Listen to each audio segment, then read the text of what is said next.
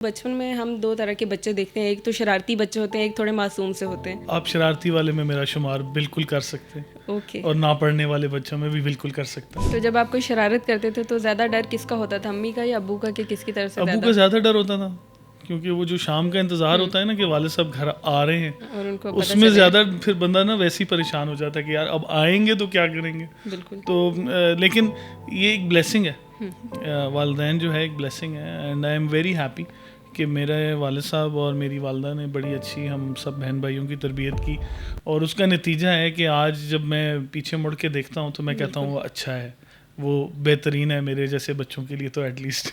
मैंने हमेशा से बड़ा होते हुए सोचा यही है कि मैं अपने वालिद साहब जैसा बनूंगा। ओके। मतलब हमेशा से जो है ना, और उसी तरह करते कराते कुछ नसीब में बात ऐसी भी है कि मैं थोड़ा दिखता भी उनकी तरह हूँ, मैं अच्छा। कहीं मेरी मूवमेंट भी उनकी तरह है, कहीं मेरे ख्यालात भी उनके साथ मैच करते हैं, और मेरी शक्ल उनसे मिलती है, तो मैं इमीडिएटली पहचाना जाता हूँ किसी भी महफिल में कि यार ये शेख वहीद साहब का बेटा है। तो ये एक बड़ी ब्लेसिंग है मेरे लिए। तो आपने और जॉब्स भी की होंगी? मैंने पिज़्ज़ा डिलीवरी की भी जॉब की है। ओके। सही है, that was my first job, I still remember that day. और उसके बाद फिर I became a junior accountant for iCore, जो जनरल इलेक्ट्रिक के लिए काम करती थी, और I was the first employ in their history जो कि 3 मंथ्स में फास्ट ट्रैक होके फ्लोर मैनेजर आ गया। तो that was a big achievement, मतलब मेरे जैसे It is. बिगड़े हुए बच्चे के लिए एक बहुत बड़ी अचीवमेंट थी। Nevertheless it was a very good experience. मतलब आप भी उन्हीं लोगों में से जिन्होंने कहा कि नहीं, हमने जाके अपने वतन को सर्व करना है, अपनी कम्युनिटी को सर्व मैं तो करना आज भी यही कहता हूँ, हमेशा मैं किसी भी स्कूल यूनिवर्सिटी या किसी भी प्रोग्राम में मैं बैठता हूँ तो मैं एक बात ज़रूर करता हूँ, हम हमेशा ये क्यों सोचते हैं कि हम बाहर कहीं चले जाएंगे तो वहाँ अच्छा होगा। एक बड़ा खूबसूरत सा फ़िक्रा है, वो कहते हैं the grass is always greener on the other side. Exactly. उसकी वजह ये होती है कि हम जहाँ खुद खड़े होते हैं उस घास को हम पानी देना ही नहीं चाहते। जब हिम्मत आप करेंगे और मेहनत आप करेंगे तो उसका तो फल आपको मिलेगा, इसके ऊपर तो दो राय नहीं है, लेकिन ऐसे। मेहनत शर्त है। वो कहते हैं ना कि अल्लाह ताला जल्द किसी को उससे ज़्यादा कामयाबी देते तो लोग हजम नहीं कर पाते। ऐसे ही है, इट्स वेरी सिंपल, आपने अपनी रूट्स के साथ ना हर वक्त जुड़े रहना है। तो आजकल के जो यंगस्टर्स हैं जो मतलब कि वो कहते हैं कि अभी आप इतनी जल्दी कामयाब नहीं हो सकते हैं, 40s में 45 के बाद जाके आप कहीं जाके कामयाब हो सकते हैं, मतलब ये कॉन्सेप्ट एक ऐसा बना दिया गया है। हमारे ऑफिस की टाइमिंग अगर 9 बजे है तो 99% 9:40 और 35 के दरमियान में लोग आ रहे होंगे। ऑफ करने का टाइम 6 बजे है तो 5:30 बजे घर जाना है। तो ये एक बहुत बड़ा मसला है। आप जब अपने टाइम को डिसिप्लिन करेंगे तो टाइम आपकी इज्जत करेगा, एग्जैक्टली। और जब आप टाइम से हर चीज़ एग्जीक्यूट करेंगे तो मैं ये बिल्कुल आपको वसूख से और एक्सपीरियंस से कह रहा हूँ, आप वक्त की इज़्ज़त करें, वक्त आपकी इज़्ज़त करवा लेगा। सर, कारोबार, खेल और समाजी खिदमत, ये तीनों को साथ लेके चलना कैसे चल रहे हैं आप? बहुत मुश्किल है। ये सवाल तो सबसे पहले उन लोगों से होना चाहिए जो सफ़र कर रहे हैं। मेरे घर वाले हैं, मेरे बच्चे हैं, मेरी वाइफ है। मैंने पिछले 3 साल बड़े टाइम कंज्यूमिंग गुजारे हैं। सुबह 8 बजे से 9 बजे से लेके रात 11-12 बजे तक मीटिंग्स, सेमिनार्स, टॉक शोज़, आपके साथ आज एक टॉक शो।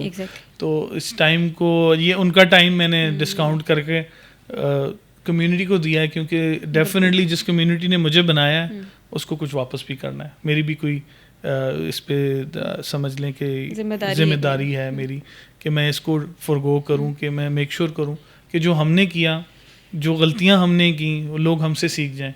एटलीस्ट वो गलतियां ना करें जो हमने की। तो गलतियां बिल्कुल पार्ट ऑफ लाइफ है, और all failures make a success. तो थॉमस एडिसन ने बड़ी बेहतरीन बात की कि 99 ways how not to make a light bulb.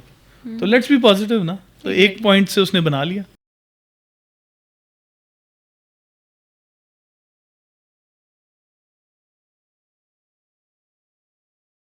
अस्सलाम वालेकुम नाजरीन, मैं हूँ आपकी मेज़बान अज़रा आलम और आप देख रहे हैं icons of achievement.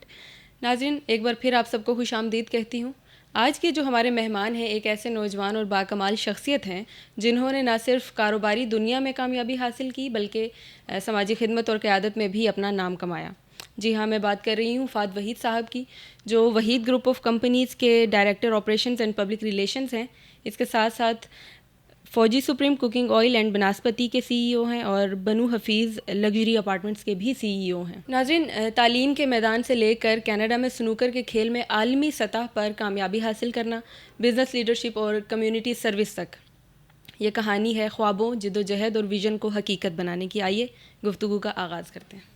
Thank you so much sir for joining us. Thank you very much ji, आपने मुझे इनवाइट किया। बहुत शुक्रिया। सबसे पहले ये जानना चाहेंगे कि आप पैदा कहाँ हुए और कब पैदा हुए? इट वाज मई ऑफ 1989 और Okay. मैं इस्लामाबाद में ही पैदा हुआ एंड यहीं पर मैं पला बड़ा हूँ इस्लामाबाद में। ठीक है और जिस तरह आपने अर्ज़ की, मैं बिल्कुल पढ़ाई के लिए मैं कनाडा ज़रूर गया जी।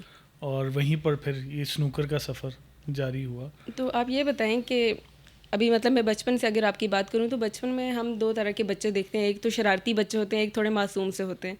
आप दोनों में से कौन से वाले थे?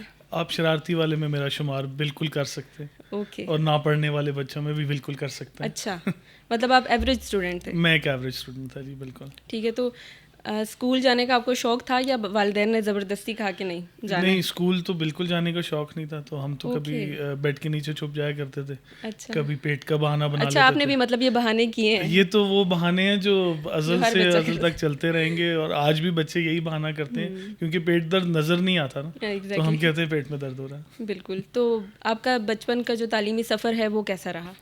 मैं एक बड़ा एवरेज स्टूडेंट था। मेरा ज़्यादा जो इंक्लिनेशन थी हमेशा स्पोर्ट्स की तरफ थी और शरारतीपन की तरफ थी और उसी मशगले में रहते रहते जो है आई वाज अ सी ग्रेडर, मतलब मैं सी और डी में Okay. रहता था और बस इस तरह करते करते किसी तरह ओ लेवल्स और ए लेवल्स बस पास ही कर लिया। ओके। और जब वो पास कर लिया तो उसके बाद एक अपॉर्चुनिटी क्रिएट हुई और कनाडा चले गए। और कितने बहन भाई हैं आप? हम माशाल्लाह 6 बहन भाई हैं, 3 बहनें और 3 भाई हैं। आप किस नंबर पे थे? मैं 3rd नंबर पे हूँ जी। ठीक है। तो बाकी बहन भाई भी आपकी तरह शरारती थे या वो थोड़े? नहीं, मैं I am the black sheep of the house, तो मतलब Okay. सबसे शरारती जो था वो मैं ही था। तो ऐसी कौन सी शरारत है आपकी जो अभी तक आपको याद है कि वो सबसे ख़तरनाक शरारत की थी मैंने? देखिए, मैंने बड़े स्टंट्स किए हुए हैं ज़िंदगी में। मैं स्टंट्स का नाम उनको इसलिए देता हूँ कि जी। मैंने बड़े बड़े एक्सीडेंट्स भी किए हुए हैं और अल्लाह ने मुझे बार बार ज़िंदगी दी। आपने खुद किए हैं, लाइक ड्राइव करते हुए? जी, मैंने एक गाड़ी चलाते हुए किया और मैं एक दफ़ा छत से गिर गया था। 3rd फ्लोर की छत थी और मैं Okay. पतंग उड़ा रहा था और मैं नीचे मार्बल के फ्लोर पे आ गिरा, लेकिन अल्लाह ताला गफूर रहीम है, किसी बेशक। अच्छाई से मुझे बचा लिया और मैं आपके सामने हूँ। तो जब आप कोई शरारत करते थे तो ज़्यादा डर किसका होता था, अम्मी का या अब्बू का, कि किसकी तरफ से अबू ज़्यादा? का ज़्यादा डर होता था क्योंकि वो जो शाम का इंतज़ार होता है ना कि वालिद साहब घर आ रहे हैं, और उनको पता उसमें चले। ज़्यादा फिर बंदा ना वैसे ही परेशान हो जाता है कि यार अब आएंगे तो क्या करेंगे। बिल्कुल। तो लेकिन ये एक ब्लेसिंग है, वालिदैन जो है एक ब्लेसिंग है and I am very happy कि मेरे वालिद साहब और मेरी वालदा ने बड़ी अच्छी हम सब बहन भाइयों की तरबियत की और उसका नतीजा है कि आज जब मैं पीछे मुड़ के देखता हूँ तो मैं कहता हूँ वो अच्छा है, वो बेहतरीन है मेरे जैसे बच्चों के लिए तो एटलीस्ट। जी एग्जैक्टली।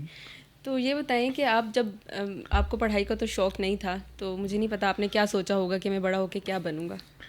मैंने हमेशा से बड़ा होते हुए सोचा यही है कि मैं अपने वालिद साहब जैसा बनूंगा। ओके। मतलब हमेशा से जो है ना, और उसी तरह करते कराते कुछ नसीब में बात ऐसी भी है कि मैं थोड़ा दिखता भी उनकी तरह हूँ। मैं अच्छा। कहीं मेरी मूवमेंट भी उनकी तरह है, कहीं मेरे ख्यालात भी उनके साथ मैच करते हैं और मेरी शक्ल उनसे मिलती है, तो मैं इमीडिएटली पहचाना जाता हूँ किसी भी महफिल में कि यार ये शेख वहीद साहब का बेटा है। तो ये एक बड़ी ब्लेसिंग है मेरे लिए। बेशक। और जहाँ आप सवाल का इशारा कर रही हैं मैं बिल्कुल समझ रहा हूँ कि क्या सूझी कि पढ़ना शुरू हो गए।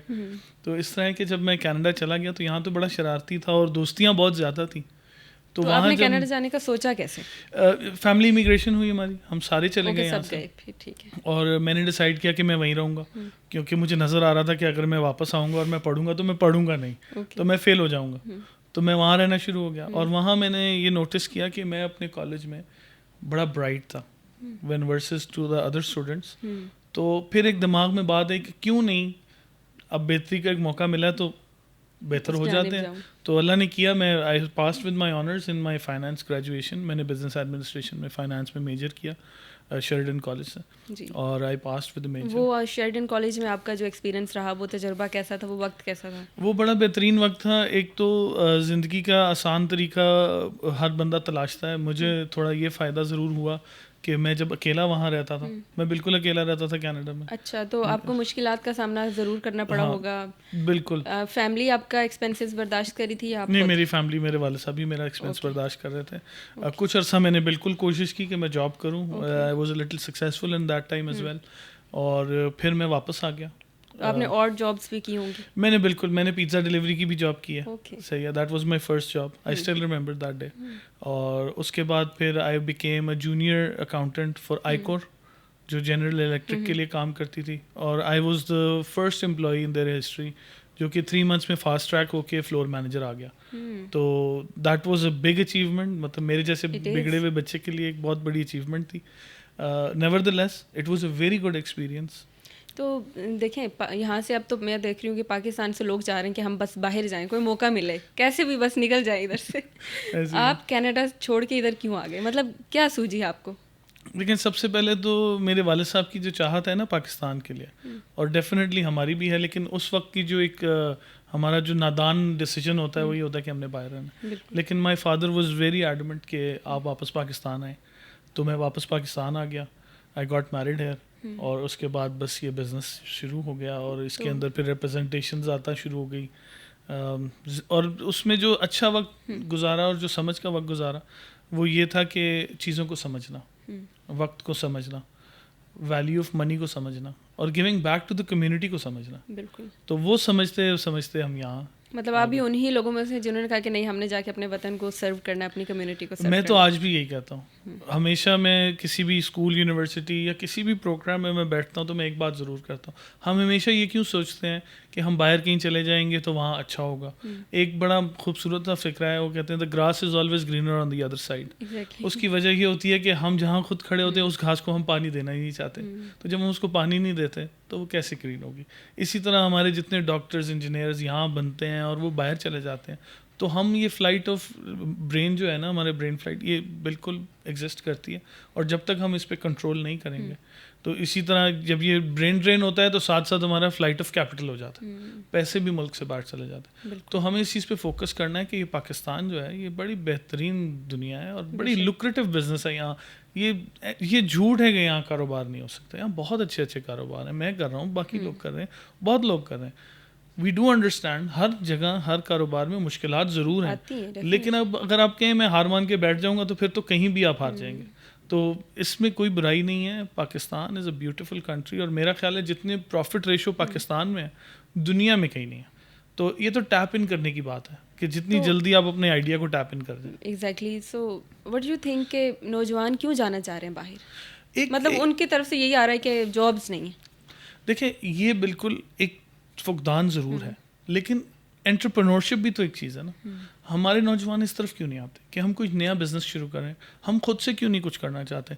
हमने एक बहुत बड़ा ये गैप बन गया पिछले 8-9 सालों में कि जॉब्स नहीं है।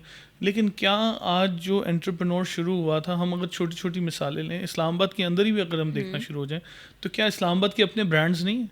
आज इस्लामाबाद के ऐसे ऐसे ब्रांड्स हैं जो लोग इस्लामाबाद के बाहर से आके उनसे शॉपिंग करना चाहते हैं, उनका खाना खाना चाहते हैं, उनसे मिलना चाहते हैं, उनको देखना चाहते हैं। तो क्या ये वो लोग नहीं हैं जो जॉब करते थे?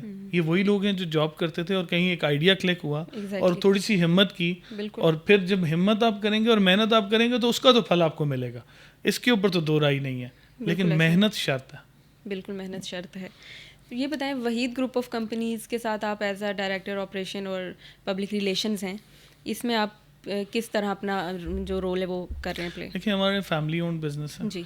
वालिद साहब हमारे चेयरमैन हैं, हम 3 भाई हैं, हम तीनों डायरेक्टर्स हैं। तो जो भी हमारे रोज़मर्रा के काम हैं उनके अंदर हम सारे मिलके एक मॉल के अंदर इसको एग्जीक्यूट कर रहे होते हैं। तो हम बोर्ड हैं, तो बोर्ड डिसाइड्स द बिजनेसेस। जिस तरह हम पहले कुकिंग ऑयल में भी हैं, हम घी में भी हैं, हम मार्जरीन और शॉर्टनिंग भी बनाते हैं, सबसे बड़े सप्लायर्स हम हैं। उसके बाद अब हम रियल एस्टेट में आ गए। जैसे आपने बात की बनू ऑफिस लग्जरी अपार्टमेंट्स की, तो वो हमारा एक नया वेंचर है, रियल एस्टेट में हम स्टेप इन हो गए हैं, और अब हम पब्लिक को बेहतर चीज़ें फराहम करने जा रहे हैं। मैंने आपसे ऑफ कैमरा एक बात की थी कि मिसट्रस्ट है मार्केट में। जी, हमारा मिसट्रस्ट है मार्केट में। कुछ लोगों ने अनफॉर्चुनेटली इस इंडस्ट्री में आए और डिलीवर ना कर पाए।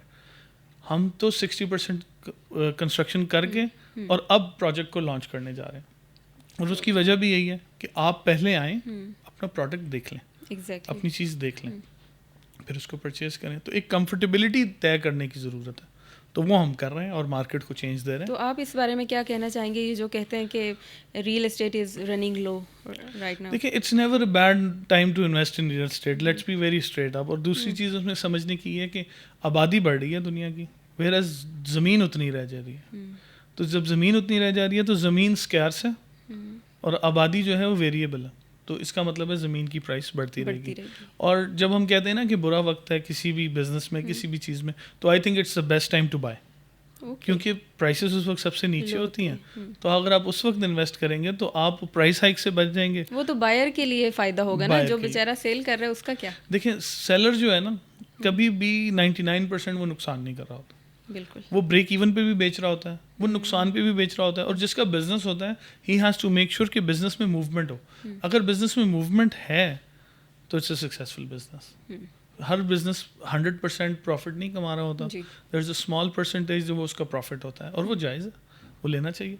हाँ, अब मार्केट प्लस हो और आप उसमें खरीदें तो definitely it's a loss to the buyer, not the seller. Exactly. तो ये एक इनवर्स सिचुएशन होती है। बिल्कुल। 4G supreme cooking oil and बनस्पति जो है, आपने इसको एक्सपेंड किया ऑल ओवर द पाकिस्तान, इसमें इसको आपने बेहतरी लाने के लिए क्या काविशें की?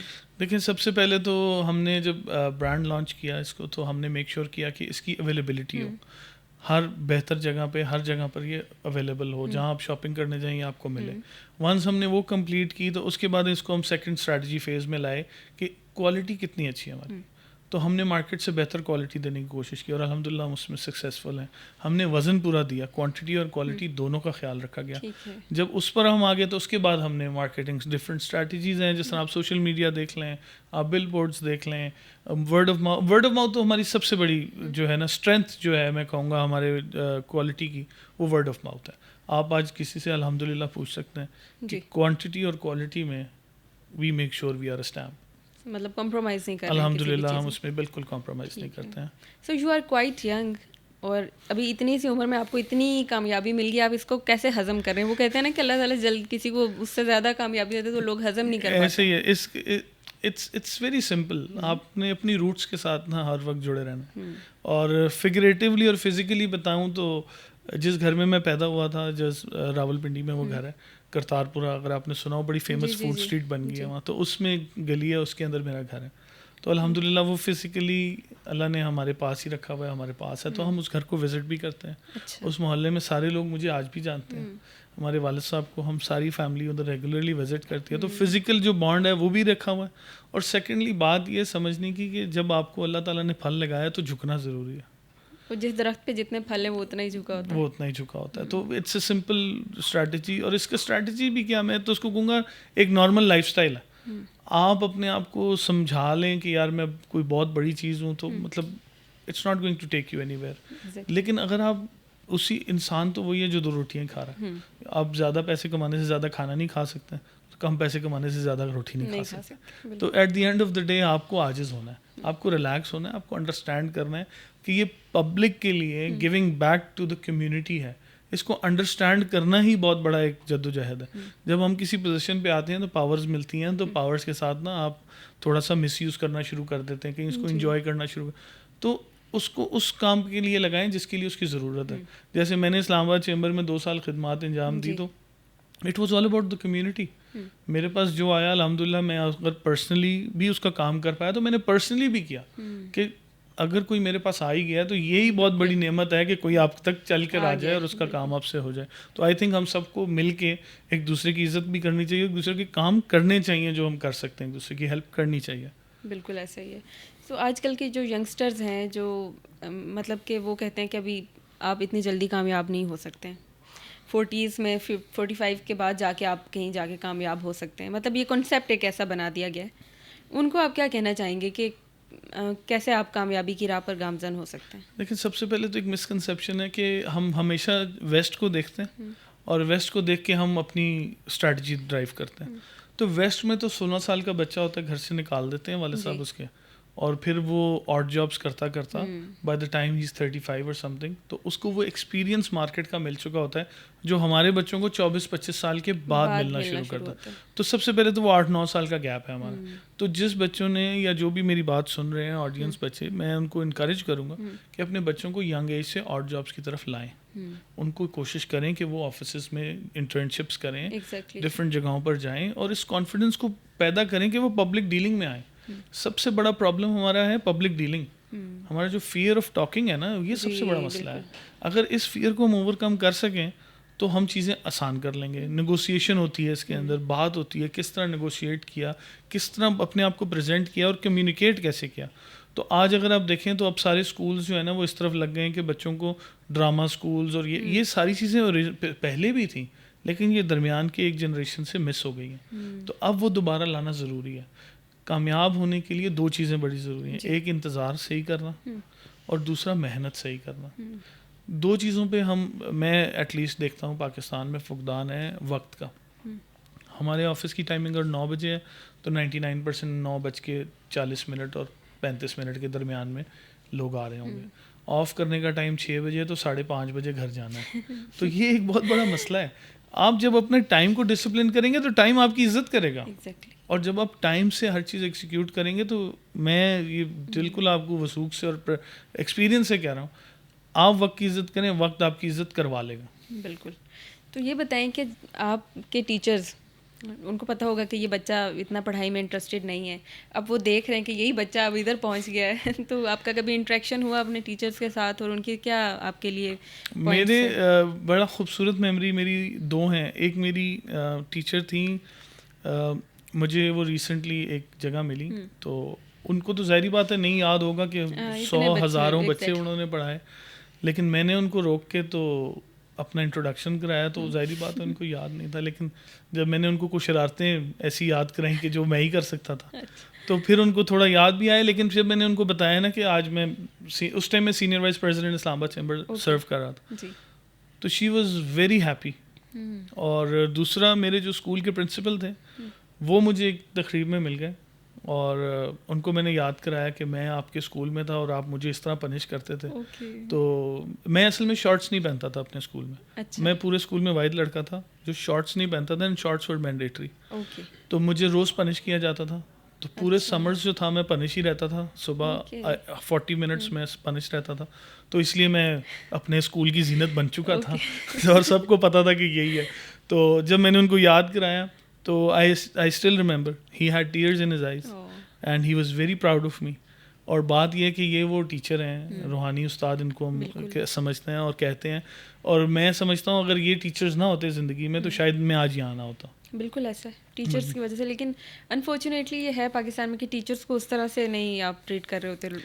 उनको जो उनका हक है वो नहीं दिया जा रहा। देखें, ये तो हमारे एकेडमिक सिस्टम का प्रॉब्लम है। वेराज अगर मैं स्टूडेंट्स की बात करूँ तो आज भी स्टूडेंट्स जो है ना, हम जितने भी बिगड़े होते हैं, हम at the end of the day जब वो टीचर नज़र आ जाए तो हमारे दिल में ना वो रिस्पेक्ट वही है। मुझे आज भी याद है, मैं जब अपने प्रिंसिपल से मिला तो वो बैठे हुए थे और मैं खड़ा होकर उनसे बात कर रहा था। मैं झुका भी नहीं उनसे, मैंने उनको उसी तरह एड्रेस किया जिस तरह वो मेरे प्रिंसिपल थे। और व्हाट एन अमेजिंग डे। तो बच्चों में जैसा आप घर वालों की तरफ से भी रिमार्क्स आते हैं ना, एक जो घर में थोड़ा बच्चा ज़हीन है उसको डिफरेंटली ट्रीट कर रहे हैं कि यार ये पढ़ाकू है, थोड़ा ये नालायक है, इसको तो इसने तो पता नहीं करना है कुछ, इसका क्या बनेगा अल्लाह ही जाने। तो आपका इसके बारे में बच्चों में क्या? ऐसे ही था कि इसका क्या होगा अल्लाह ही जाने। तो लेकिन विद टाइम जो है आई थिंक स्टडीज़ के बाद एक अपने आप को प्रेजेंट करना, अपने आप को कम्युनिकेशन में उस तरह ढालना, I think that played a vital role मेरी लाइफ में। At least study was not my forte और मेरी पहचान भी नहीं थी। मतलब एक होता है ना स्कूल बच्चों में कंपटीशन होता है, चाचे के बेटे के ज़्यादा आगे, मामे के बेटे के ज़्यादा मार्क्स आ गए, तो I was never in the race. तो मैं घर वालों की तरफ से भी नहीं होता था कि तुम्हारे चाचू के बच्चे के? नहीं, मुझे प्रेशर तो सारों का आता था। लेकिन आई was never I would say I was never bothered. I was more of के मैं क्या हूँ, तो मतलब मैं तो सी ग्रेडर हूँ, तो that kept the ball rolling for me. मतलब for me it was like अच्छा पास हो गया ना, गुड हो गया ना, मतलब सही है। ठीक है। तो ये अच्छा था मेरे लिए। तो ये बताएं कि खेल की तरफ आपका दिलचस्पी कब से डेवलप हुई? बचपन से खेलों की तरफ ज़्यादा इंटरेस्ट था आपका? मैं हमेशा से ही खेलता रहा, मतलब मेरा ज़्यादा स्पोर्ट्स की तरफ, मैं फुटबॉल रहा, अपना इंटरसिटी खेलता रहा, मैं इंटरसिटी क्रिकेट खेली, मैंने वॉलीबॉल खेली, मैंने मेरा ख्याल है कोई स्पोर्ट्स छोड़ा नहीं था जो मेरे स्कूल में अवेलेबल था। मतलब स्कूल में वो जब एक सीजन आता है आपका हाँ स्पोर्ट्स वाला, तो उसमें वो आ जाएं, हाँ, फहद आ तो जाएं। फहद साहब वो सर फहरिस्त बाहिर। With every teacher, with every PT teacher, with every sports teacher, Fahad साहब वो सर फहरिस्त। ओके और क्रिकेट होती तो विकेट कीपर मैं होता हूँ, ओके, फुटबॉल होती तो गोलकीपर मैं होता हूँ, तो फिर वो इन दोनों के अलावा तो गेम शुरू नहीं हो शुरू नहीं सकती। हो तो आई मेड श्योर कि मैं हर उस स्ट्रेटेजिक पॉइंट पे था जहाँ पर किसी को मेरी ज़रूरत थी। लेकिन इससे बाहर जो एक इंटरेस्टिंग स्टोरी थी वो स्नूकर थी। हाँ, उसके साथ आपका ताल्लुक कैसे कायम हुआ कि आपने कनाडा में जाके आलमी सतह के ऊपर उसको जीता? स्नूकर मैं बचपन से खेल रहा हूँ, मैं अबाउट कोई होऊंगा 5 या 6 साल का। हमारे घर में ही टेबल था, तो क्योंकि वो ज़्यादा इस्तेमाल नहीं होता था तो उस टेबल के ऊपर जो है ना रज़ाइयाँ और गद्दे रखे जाते थे घर में।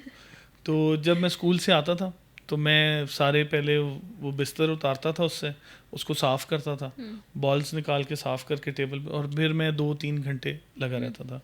फिर वक्त के साथ ये हुआ कि वो स्नूकर टेबल हमारे घर से चली गई क्योंकि वो इस्तेमाल नहीं होती थी। तो और मैं छोटा था, तो छोटे के लिए आपको पता है पाकिस्तान में कहाँ छोड़ी जाती कोई चीज़, तो वो चली गई। तो फिर मैंने घर से बाहर जाना शुरू कर दिया, और घर से बाहर जाते जाते बस कुछ सालों में ही आई गॉट रिफाइंड, और by the time I was 15 I was one of the best players in Islamabad. तो मेरे साथ खेलता ही कोई नहीं था, अच्छा, इतनी बेहतरी हो गई थी गेम में।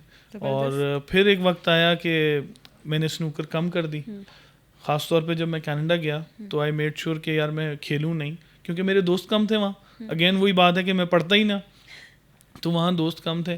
तो जब पढ़ाई ख़त्म हुई, आई रिमेंबर दैट नाइट, तो उस दिन जैसे ही मेरा ग्रेजुएशन जिस दिन हुआ तो मैं शाम को घर आया और मैंने snooker cafe in Canada type किया, और OBSA की वेबसाइट निकल आई ओंटारियो बोर्ड की, और उसके टूर्नामेंट अगले दिन ही उस टूर्नामेंट पे मैं पहुंच गया। अच्छा, और अल्हम्दुलिल्लाह मैं वो टूर्नामेंट 3 साल Without बाद भी, practice? विदाउट एनी प्रैक्टिस में 3 साल बाद मैं किसी तरह जीत ही गया वो। ओके। और बस that end was you were the it, youngest one? I was the youngest in Who that won? Crowd, और I became the youngest Pakistani to Yes. Ever qualify in Canadian top 18। तो मैं 17th एंड अप हुआ, Great. और फिर अल्लाह ने मुझे मौका ये भी दिया कि I was able to internationally represent Canada in As a coach भी आप रह चुके हैं। 2011 में तो मैं एज ए प्लेयर गया, और 2013 में as a snooker coach, world's youngest coach मैं बन गया, certified by WPBSA and IBSF। और उन सर्टिफिकेशंस के साथ जो है I also became independent international coach for snooker Canada. तो वो भी मैंने एग्जीक्यूट किया। और पाकिस्तान जब आया तो पाकिस्तान में पहली उर्दू की डॉक्यूमेंट्री भी बनाई अच्छा, स्नूकर पे, उर्दू में डॉक्यूमेंट्री बनाई।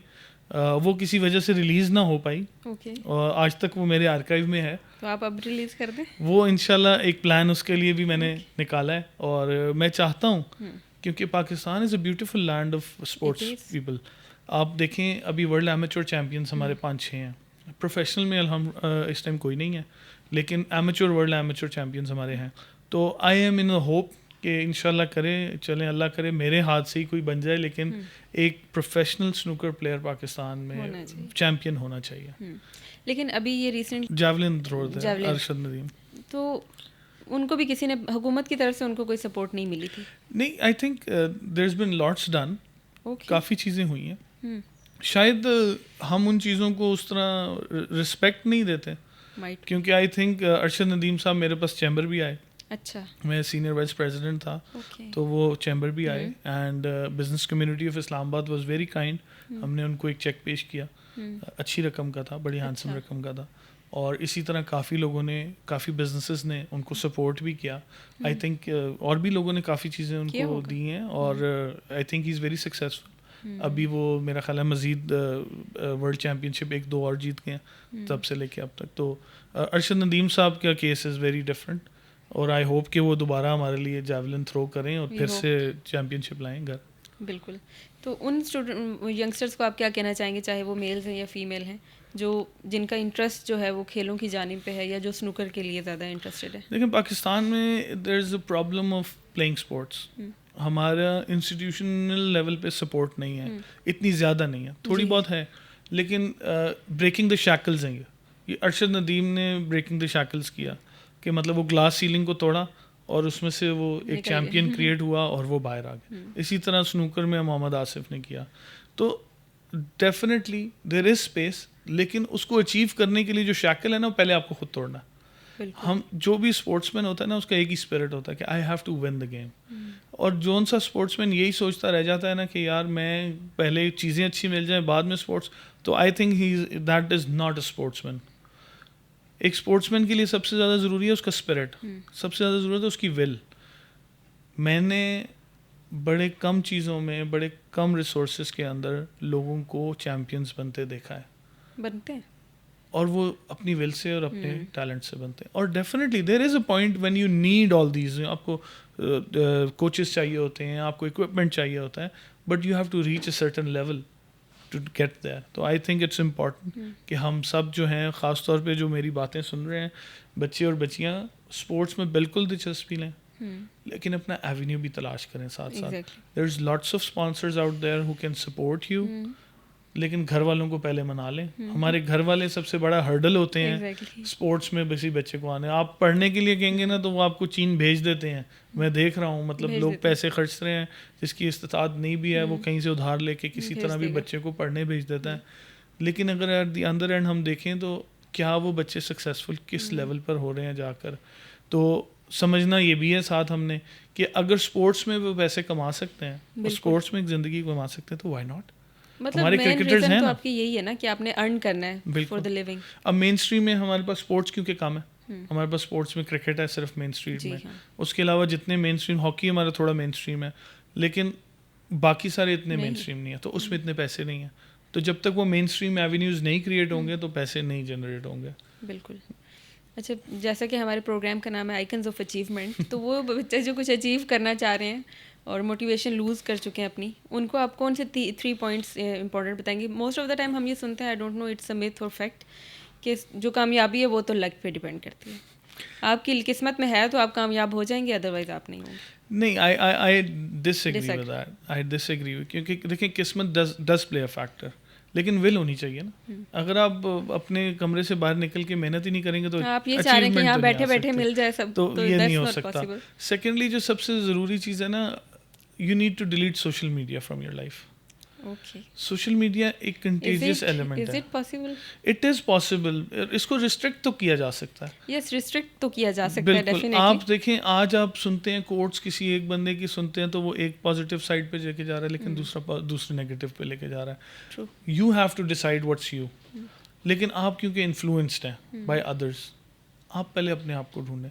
वो बड़ा खूबसूरत कलाम है बुल्ले शाह का, पहले अपने आप नू पढ़ फिर मंदिर मस्जिद वाल। तो पहले अपने आप को डिस्कवर तो कर लेना। हम अपने आप को डिस्कवर करने से पहले ही एलिमेंट पे ले आते हैं कि नहीं मैं तो फेल हो जाऊंगा, नहीं मैं तो पास हो जाऊंगा।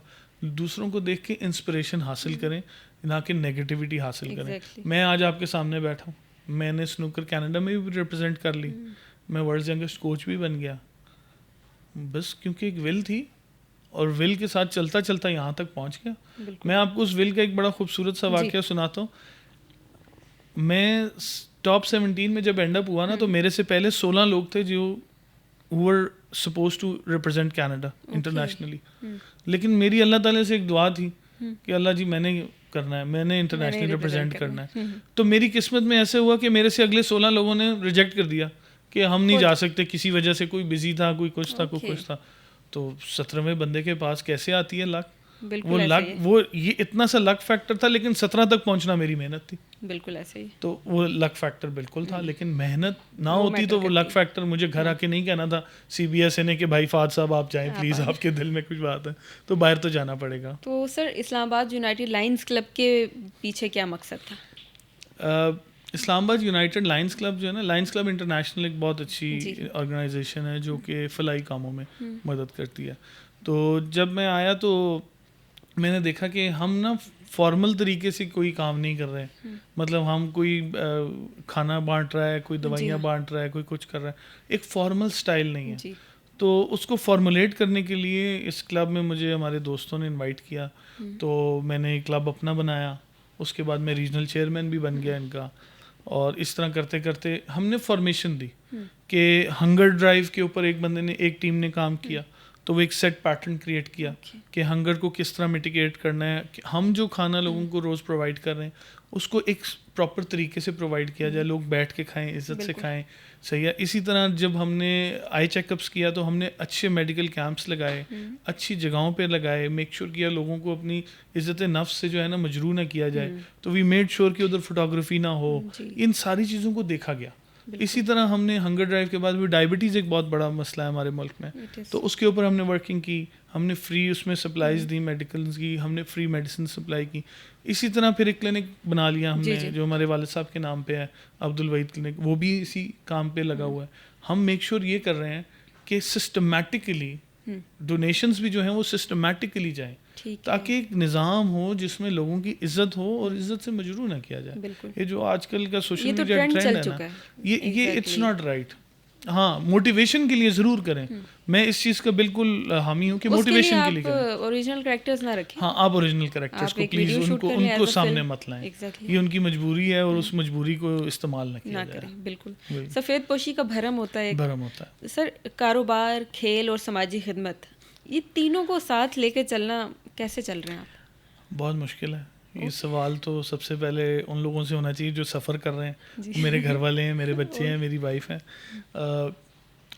मैंने पिछले 3 साल बड़े टाइम कंज्यूमिंग गुजारे हैं। सुबह 8 बजे से 9 बजे से लेके रात 11-12 बजे तक मीटिंग्स, सेमिनार्स, टॉक शोज़, आपके साथ आज एक टॉक शो।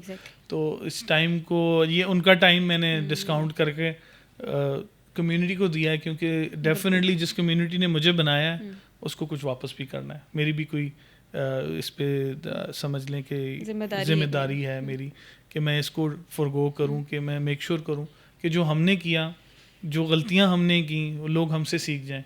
एटलीस्ट वो गलतियां ना करें जो हमने की।